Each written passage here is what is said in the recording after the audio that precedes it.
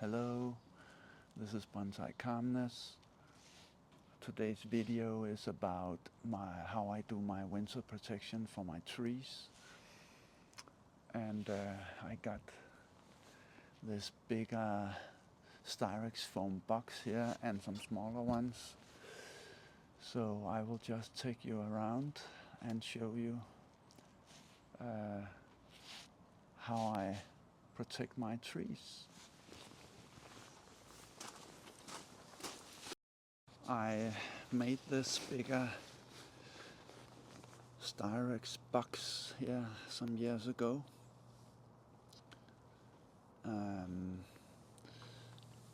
first glued it together and then I used a lot of duct tape to give it more stability. And you can see here the corners are taped very good together. And also I did a lot of it on top here because when the snow lays heavy here, so it don't crashes and the crate doesn't break. So it's a good solution for my garden and for my trees here with this bigger box. And the reason I put it like that is because the wind comes from west here a lot of the time in this country. I put the back of the box to the west because I think it's 80% of the time the wind comes from west. So it's better this way. Yes, and actually I have to put my shishigashira in that far corner instead of the beach. So I will do that. This year I chose to put my hornbeam in this smaller box here. Normally I just have it directly on the gravel here, but when I got the boxes, why not use them? So I'll just I thought I would protect it a little bit more than I used to do. And besides here I got my birch tree just directly on the gravel, but they are very hardy trees and this bucket is pretty big, so I'm not worried about that.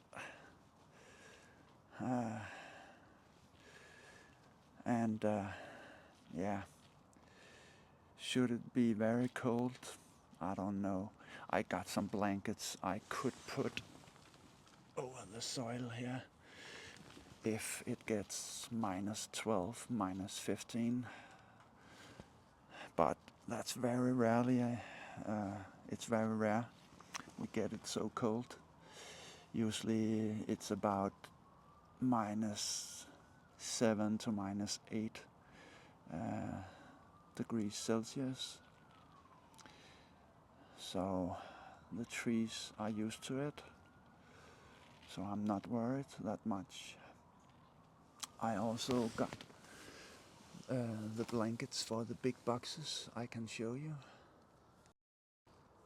So this is how I could do it if we get very, very cold weather. I have never done that yet so far, but you never know. It could be very, very cold and the wind could come from east, which is where I stand, and blow directly into the crate here. So I have more than this one blanket, so I can cover the box if it should be necessary. I don't hope so. I hope for a mild winter every year.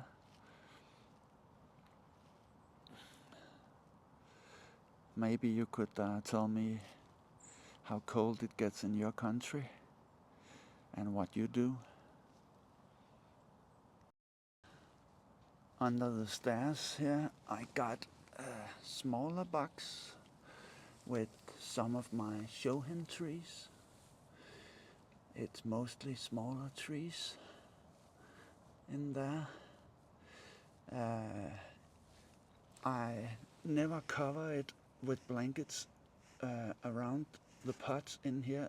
I found that it's not necessary. So that's just great. And a very important thing I want to say is that in all of these boxes I drilled holes in the bottom, and that's for if it rains a lot, the rain can drain away from the box, and if it snows a lot, the snow will when the snow melts, it will also drain away from the trees. So that's very important, because you don't want to have water up to here in your box over the winter, because the trees will most certainly die from that.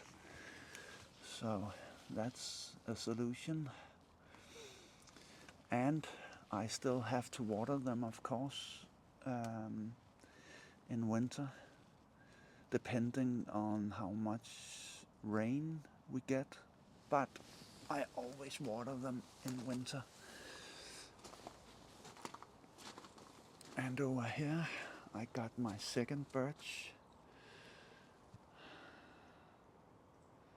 You can see it's just standing there very happy in this box. It's not necessary to use this box, but now I have them, I'll use them. And over here I got my Osakasugi in this box, and it's also a little bit protected from this pillar here, from the harsh wind. But as you know, Japanese maples are very hardy trees, so I'm not worried at all. And in the ground here I don't know if you can see it, I got my smallest elm here, and behind that the chochobai, and my latest tree here, my hawthorn Paul Scarlet. Very exciting to see what I will do with that in spring. And behind it the crabapple, and in the far corner here my small Japanese maple, and a Japanese maple in front of that. And over here I got my Deshojo, which I think I killed this summer because of the leaves were so burned. So I defoliated it, and that was not a good decision, because it was too late in the season when I did that. So I would be very, very happy if just a part of the tree is still alive in spring. Then I'll take it from there. But I think it's dead. So that's a shame. That's just the name of the game sometimes, and then we learn from that. So this is how I do my winter protection for my trees. I hope that you find that interesting, or if you have any questions you can ask.